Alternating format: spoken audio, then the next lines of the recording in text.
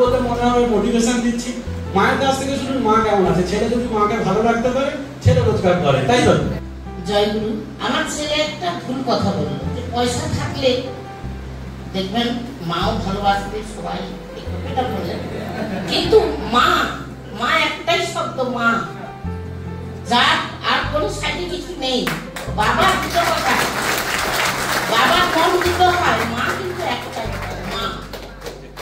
মা কিছু না থাকলেও মা কিন্তু মাই, হ্যাঁ।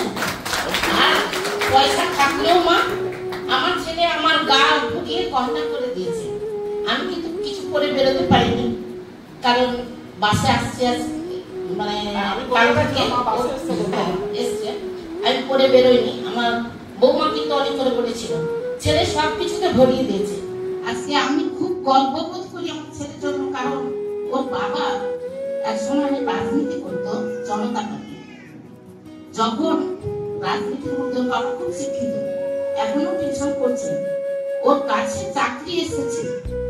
তখন আমি যখন বললাম তুমি চাকরিটা নাও, আমাকে একটা কথা বলছিল যে আমি চাকরি সবাইকে দেব, আমি কি চাকরি। আজকে এই জায়গায় এসে আমার ছেলের বক্তব্য শুনে আমার গর্বে, মা তো গর্ব তো হবেই। ছেলে ভিক্ষা করে আনলেও গর্ব হবে, কষ্ট করে আনলেও আমার গর্ব হবে। আমাকে সব দিকে ভরিয়ে দিয়েছে। আমি একটা ছোট্ট বাড়ি চেয়েছিলাম, আমাকে 3 তলা পাকা বাড়ি দিয়েছে। 3টে গাড়ি চেঞ্জ করলো, আমাকে গাড়ি চড়িয়েছে।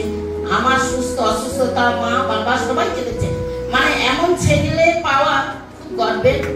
আমাকে কৌশল করেছিল যে আপনি রত্নগর্ভা, সত্যি আমি রত্নগর্ভা, কারণ আমার ছেলে জন্ম হয় 2 হাত তুলে।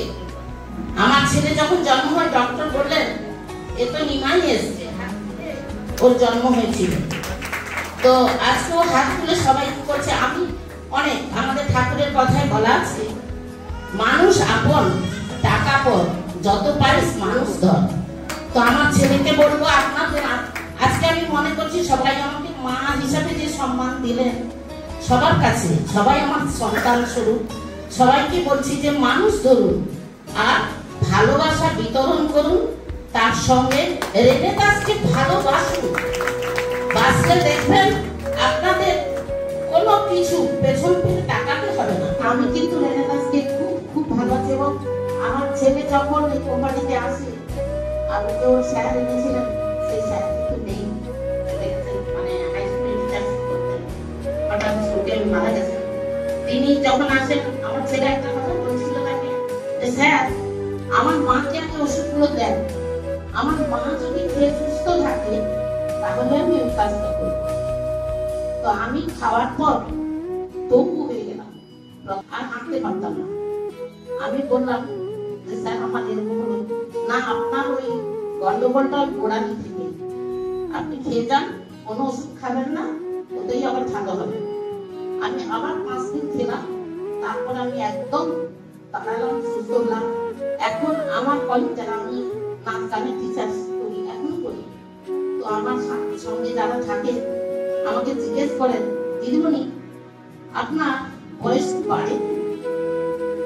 আমি বলো কেন বলছেন না, আপনি যা পাই আছেন, আগেও যা দেখেছি এখনো তাই দেখি। আর একটা জিনিস যেটা আমার ছেলে করছে, কারণ বাড়িতে 2 যা থাকতে পারে না, 2 ভাই থাকতে পারে না, কিন্তু আমার ছেলে আমার ভাই, মামা ভাগনা একসঙ্গে থাকে।